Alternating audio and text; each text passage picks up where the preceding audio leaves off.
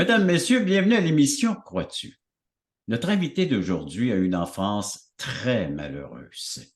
Elle prenait de la nourriture pour combler son manque d'amour ainsi que son manque de sécurité. Son papa l'emmenait souvent à la messe, mais ça ne lui disait vraiment rien. Elle croyait à un Dieu très lointain, mais un jour, tout cela a changé. Et j'aimerais qu'on puisse parler de ce jour quand tout cela a été changé par notre invitée, Madame Brigitte Duberger. Brigitte, bienvenue à l'émission Crois-tu? Merci, Régent. Alors, on prend un temps pour mieux te connaître et puis les premières minutes sont dédiées à ça. Alors, parle-nous de ton enfance et bien le milieu dans lequel tu as grandi. Oui, alors, je suis originaire de Trois-Rivières, j'y habite toujours. Je suis la dernière d'une famille de trois enfants. Mais avant de vous raconter mon enfance, je vais juste vous raconter un événement qui est arrivé à l'âge de 27 ans. Ça va mettre comme la table là, à ce qui va suivre. Alors, à l'âge de 27 ans, je venais d'apprendre que j'étais enceinte de mon deuxième enfant. J'étais bien heureuse de ça. J'appelle ma mère. Ma mère était bien heureuse, elle aussi. J'appelle ma belle-mère. Ma belle-mère me dit, ce deuxième enfant-là va être beaucoup trop rapproché du premier. Fais-toi avorter. Alors, ma belle-mère me dit ça. Là, quand elle m'a dit ça, les deux bras m'ont tombé. Je dis, ben non, je me ferai pas avorter. Premièrement, on le désire, cet enfant-là. Et deuxièmement, je suis contre l'avortement. Alors non, je me ferai pas avorter. J'avais terminé l'appel avec ma belle-mère, puis après ça, j'avais trouvé ça tellement bizarre qu'elle me dise ça que j'ai rappelé ma mère. Puis ma mère me dit, ah, j'ai essayé de m'avorter pour toi, puis ça n'a pas fonctionné. Alors, à l'âge de 27 ans, j'apprenais que ma mère avait essayé de s'avorter de moi. Sur le coup, je vais vous dire, quand j'ai entendu ça, j'ai eu le souffle coupé, c'est bien sûr, Mhm. hein. Et après ça, j'ai été choquée contre ma mère parce que je disais, tu dis ça comme si tu parlais du chien du voisin, mais c'est de ma vie que tu parles. Alors, mais après ça, après l'appel, rapidement, j'ai relativisé tout ça en me disant, Brigitte, ta mère vient de mettre des mots sur ce que tu as ressenti toute ta vie, que tu n'étais pas désirée. Alors, si je reviens en arrière, c'est ça. Je veux dire, premièrement, que ma mère, c'était pas une femme qui était méchante, mais elle était profondément dépressive. Alors, j'étais le troisième enfant en 4 ans. Elle n'était pas capable d'avoir un troisième enfant. Elle a essayé de s'avorter. Ça n'a pas fonctionné. Et elle m'a eu. Mais elle m'a dit que quand elle a couché de moi, elle n'était pas capable de s'occuper de moi. Ben, elle me dit que quand j'étais dans le berceau, que je pleurais, elle me donnait une bouteille de lait, elle me changeait ma couche.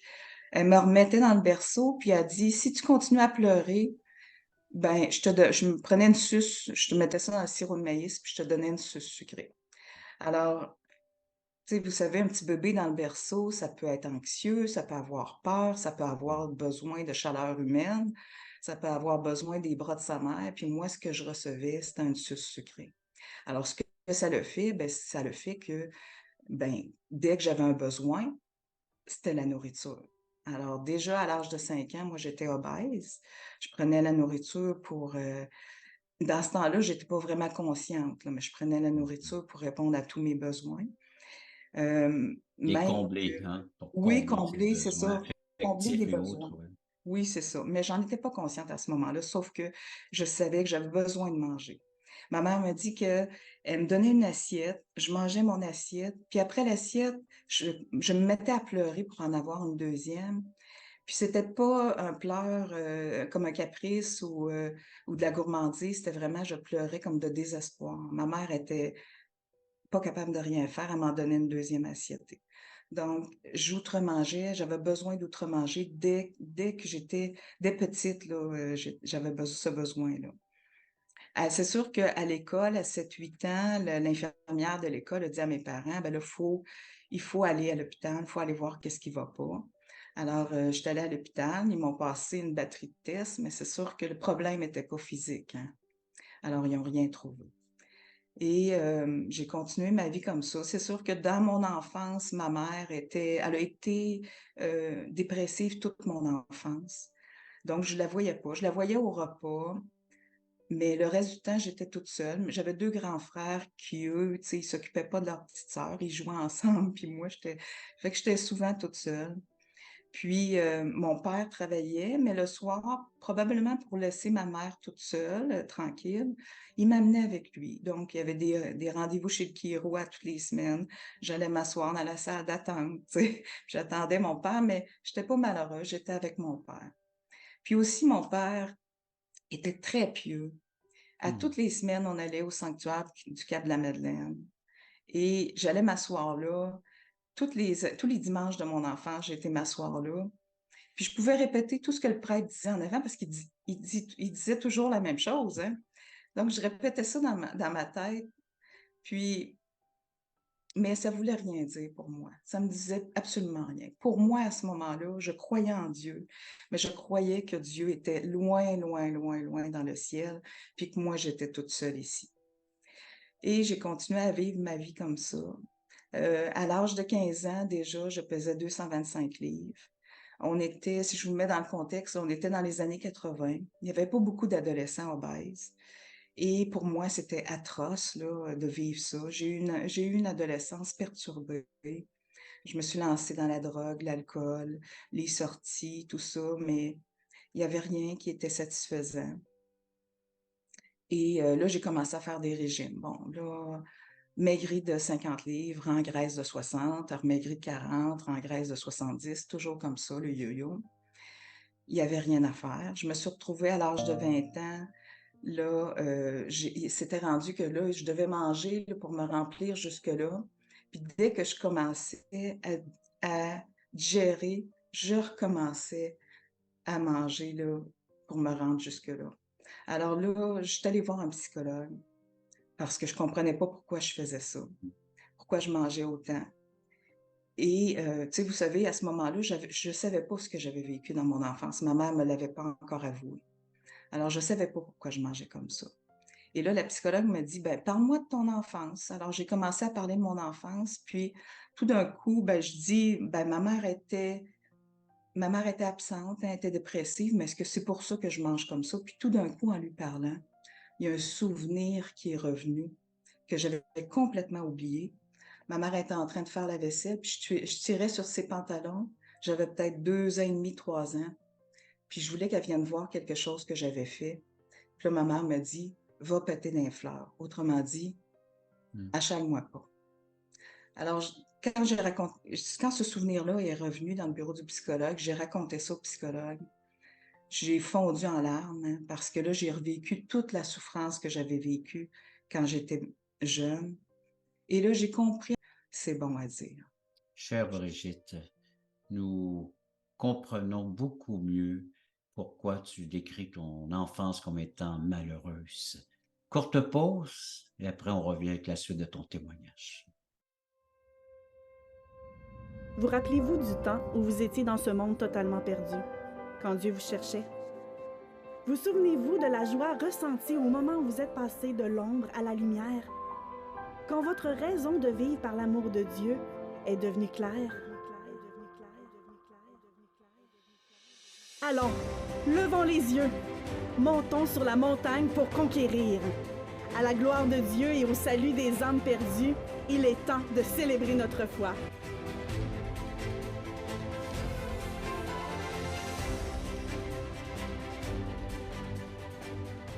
Brigitte, donc on comprend que le rejet que tu as vécu de ta mère est venu bouleverser ton existence Absolument, oui. et des Et problèmes de comportement aussi, je devrais préciser peut-être. Là. oui, oui, oui, c'est ça. C'est ça, puis ça l'a continué jusqu'à l'âge de 20 ans et même plus tard. Je me suis ramenée, si on se ra- je me ramène à l'âge de 25 ans. À l'âge de 25 ans, j'ai vécu comme une crise existentielle parce que j'avais tout ce que j'avais voulu dans ma vie, moi, c'est de me marier et avoir des enfants. Et à l'âge de 25 ans, j'étais toujours célibataire, j'avais pas d'enfants et je voyais pas continuer ma vie comme ça. Donc, j'ai vécu une crise existentielle à ce moment-là. Et là, j'ai commencé à chercher. J'avais un de mes frères qui faisait de la méditation transcendantale. Je suis allée voir ça, puis non, ça m'intéressait pas, j'ai laissé ça. Après ça, j'ai commencé à m'intéresser au mouvement Ekankar. C'est un mouvement qui est basé sur l'hindouisme. J'ai regardé ça un peu, puis encore là, j'ai pas accroché, j'ai laissé ça. Et toutes les semaines, j'allais m'asseoir dans une petite chapelle au sanctuaire du Cap-de-la-Madeleine, une petite chapelle catholique. J'allais m'asseoir là, ou j'allais me mettre à genoux. Puis une fois, je m'étais mis à genoux. J'avais prié, j'avais dit, Seigneur, t'es tellement loin, Seigneur. Puis là, c'était venu, là.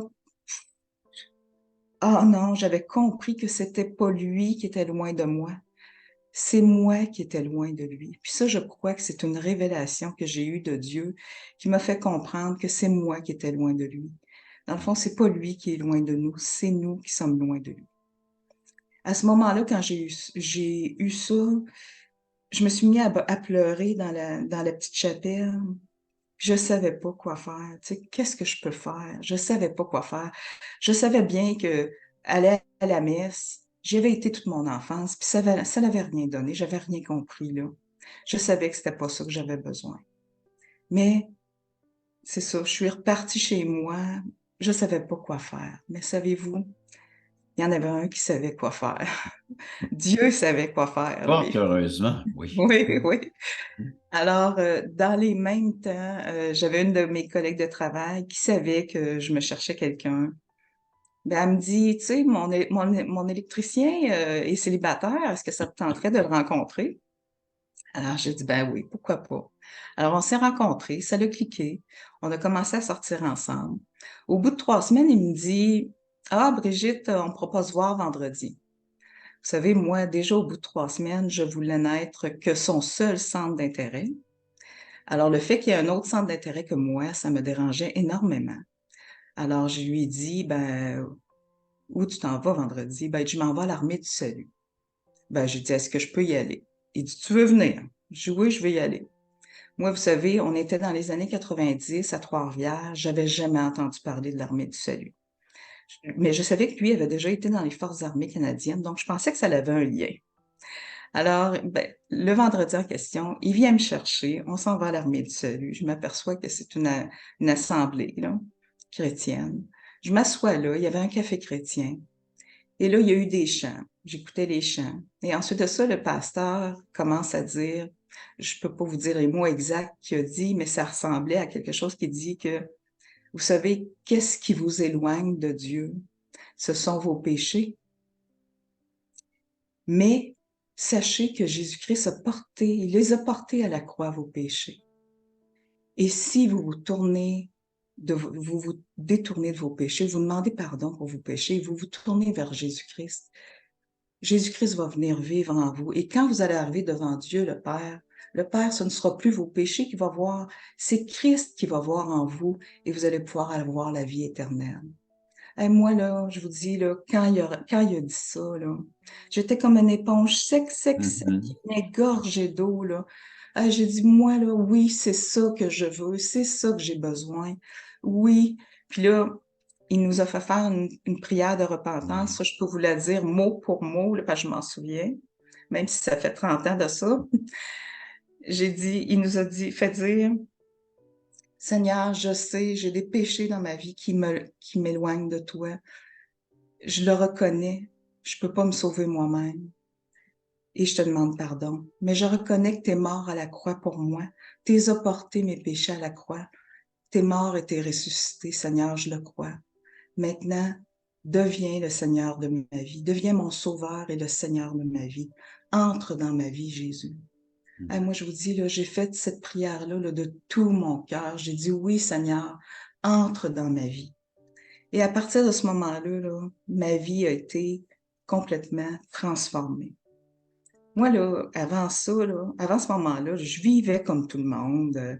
Je couchais avec mon chum, j'écoutais de la musique, toutes sortes de musique, je faisais toutes sortes de choses, je fumais la cigarette.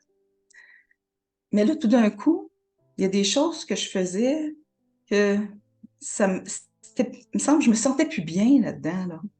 Tout d'un coup, là, c'est comme si un voile qui était enlevé. Il y a des choses que je n'étais plus capable de faire comme je faisais avant. Puis j'ai arrêté de faire ces choses-là, puis c'était même pas à contre-cœur, là. Je voulais conformer ma vie à Dieu. Je voulais avoir une vie agréable pour Dieu. C'est comme si maintenant je voyais la vie comme Dieu la voit.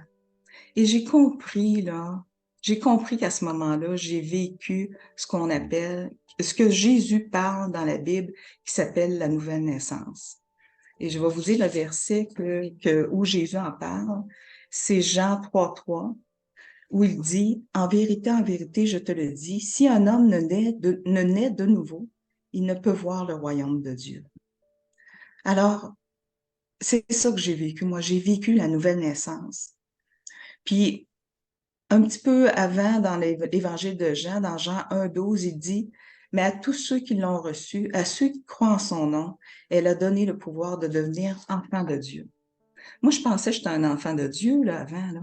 Mais là, j'ai compris que on devient un enfant de Dieu à la nouvelle naissance. Quand on accepte Jésus-Christ dans sa vie, c'est là qu'on devient un enfant de Dieu. Brigitte, on prend une courte pause et après, j'aimerais que tu élabores davantage cette nouvelle vie qui s'installe chez toi, en toi, par l'invitation de recevoir Christ comme ton sauveur, ton merveilleux sauveur, après la pause. Amen. Merci.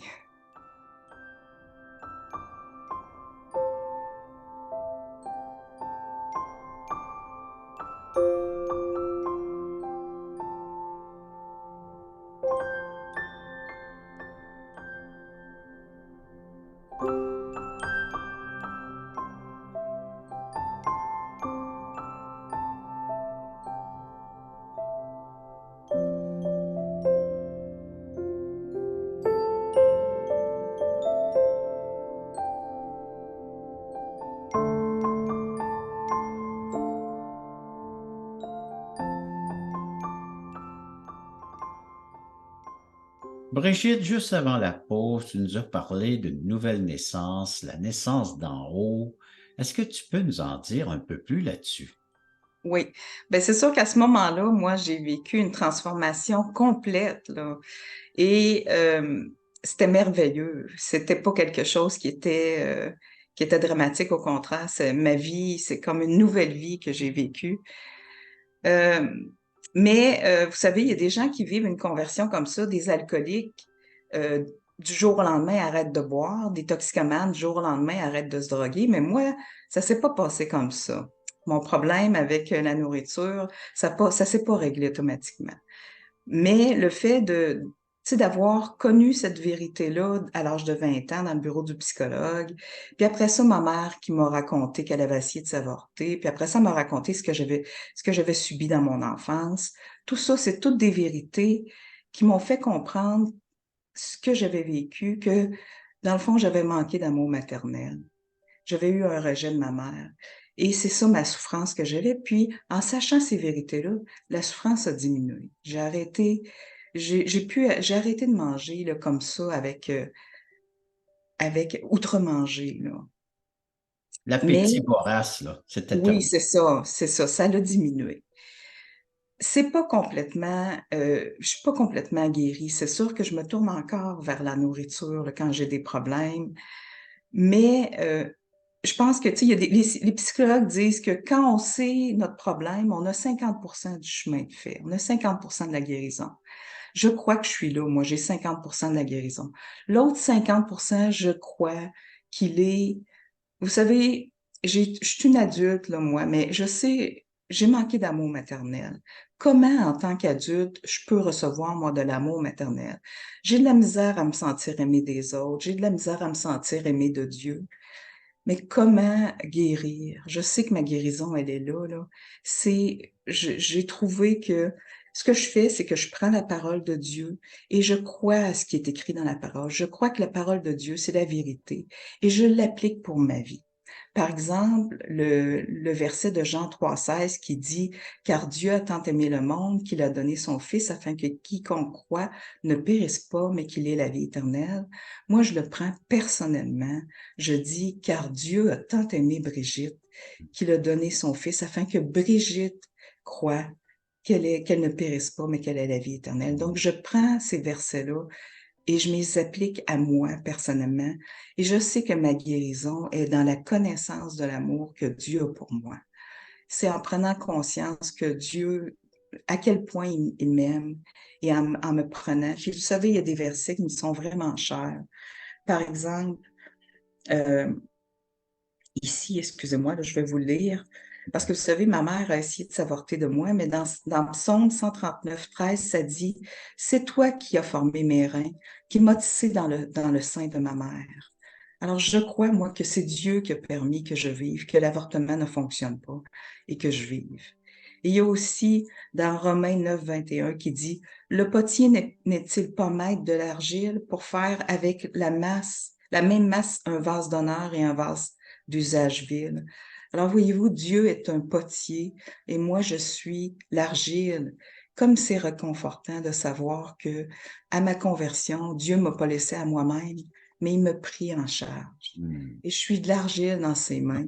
Et, et s'il veut me rendre, m'amener quelque part, il va me prendre par la main, puis il va m'amener jusque-là. Question de confiance et de foi, hein? Oui. Brigitte, tu t'appropries de ces vérités-là, tu Oui. t'appropries de la personne de Jésus-Christ. Et j'aimerais Oui. qu'après une courte pause, tu aides nos téléspectateurs à s'approprier de cette vérité et de ce que Jésus-Christ est venu accomplir à la croix pour ces personnes là, qui nous écoutent présentement, après la pause. Le voici, ce merveilleux cadeau. Nous vous offrons un livret d'environ 20 pages qui a comme titre Passeport pour le ciel. Très bien illustré. Un enfant le pourrait saisir, comprendre la portée du message. Nous vous l'offrons tout à fait gratuitement, sans aucun déplacement de votre part. Vous pouvez nous appeler, vous pouvez aller sur notre site croixtu.ca, faire des demandes, mais il sera livré à la maison, chez vous. Alors donc, juste en faire la demande, et il sera livré gratuitement à la grandeur du Québec, grandeur du Canada, à tous ceux qui voudront le recevoir, qui va vous expliquer comment avoir un passeport pour entrer au ciel. Et cela pour l'éternité. Le samedi 11h30, Croix-tu vous invite à regarder les témoignages vivants et percutants qui nous ramènent à l'essentiel. Nos invités vous dévoileront comment le Seigneur est entré dans leur vie.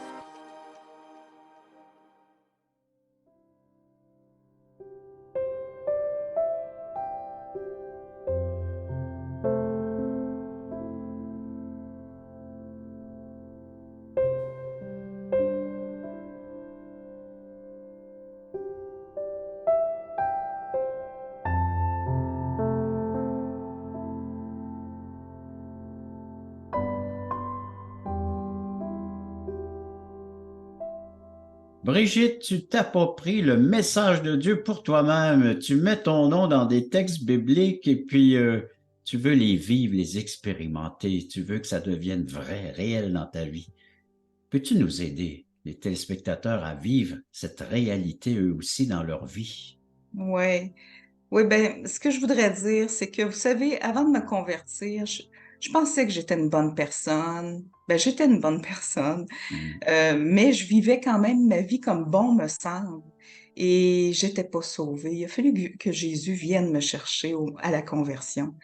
Et vous savez, les chrétiens, on peut dire qu'on a l'assurance d'avoir la vie éternelle parce qu'on base notre salut pas sur notre propre personne, mais sur l'œuvre de Jésus-Christ à la croix qui est parfaite. Jésus nous sauve parfaitement. Il a porté nos péchés à la croix et ça nous sauve parfaitement. Et c'est pour ça que les chrétiens, on peut dire qu'on a l'assurance d'avoir la vie éternelle, pas à cause de ce qu'on a fait, mais à cause de ce que Christ a fait. Alors, ne vous, ne, ne vous réconfortez pas en vous disant que vous êtes une bonne personne. C'est pas suffisant. On a besoin de venir à Jésus-Christ.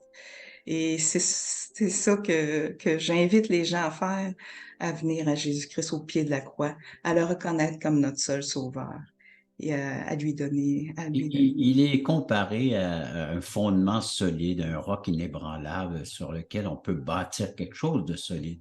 Exactement, c'est ça. On peut baser notre vie sur ce qu'il a fait et on va avoir l'assurance d'avoir la vie éternelle. Donc, c'est de s'approprier l'œuvre de Jésus à la croix, dire, j'ai besoin de Jésus comme mon sauveur personnel. Oui, exactement. C'est ça, faut l'en faire un Dieu, notre sauveur personnel. Il faut Mhm. pas que ça reste un Dieu qui est loin là-bas dans le ciel, mais il faut qu'il devienne notre sauveur personnel. Il faut Ouais, l'inviter à venir dans notre vie en disant, oui, ouais. Seigneur. Et tu En- nous as dit, c'est quoi qui nous fait qu'on sent que Jésus est loin? C'est à cause du péché qu'on doit confesser, qu'on doit reconnaître. Exactement, c'est ça. On s'en rend pas compte hein, quand on vit. On en a Mhm. des péchés dans notre vie, mais premièrement, de faire notre vie comme bon nous semble, c'est déjà un premier péché parce que Dieu nous l'a dit comment vivre dans la Bible, hein. Et Ouais. si on vit autrement, Ben, ben c'est de le mettre de côté, hein? oui, exactement. On On le ne met peut de pas côté, avoir deux maîtres, c'est moi ou c'est lui qui décide. Alors, c'est ça, donc, se soumettre à l'autorité de la c'est parole et ça. puis de bénéficier de ses bons soins, de sa bonté, de Oui, c'est sa ça. fidélité. On se Hein? trompe pas quand on donne notre vie à Ouais. Dieu. Dieu nous prend en charge, comme je l'ai dit tout à l'heure, il Mhm. nous prend en charge. Puis vous savez, il y a un verset que j'aime là, dans Éphésiens 2:10 qui dit, car nous sommes son ouvrage, Mhm. ayant été créés en Jésus-Christ pour de bonnes œuvres que Dieu a préparées d'avance afin que nous les pratiquions. Alors, on est son ouvrage. Moi, je trouve réconfortant de savoir que je suis son ouvrage. Il me prend en main, hein, il me laisse pas à moi-même. Ça, c'est une sécurité pour moi qui a manqué tellement de sécurité, tellement d'amour. Pour moi, c'est une sécurité. Et il nous façonne à son image, te dit qu'il est le potier et nous l'argile. Hein. Et si vous Ouais. voulez en savoir davantage, ben, vous pouvez continuer à découvrir le message de Dieu pour votre vie en venant nous visiter à croixtu.ca, en nous appelant, en nous écrivant, en suivant des études bibliques les mardis à 19h, Nouveau-Brunswick 20h, les samedis à 9h30, il y a des témoignages comme celui que vous entendez présentement à la télé. Alors, venez nous rejoindre donc à croixtu.ca, puis faites la demande de littérature gratuite, entre autres un passeport pour le ciel. Alors donc, connaître le chemin par les Écritures et avoir un passeport en Jésus-Christ pour pouvoir entrer en sa présence pour l'éternité. Merci Brigitte. Merci encore à tous ceux et celles qui ont été à l'écoute de cette autre émission. Crois-tu?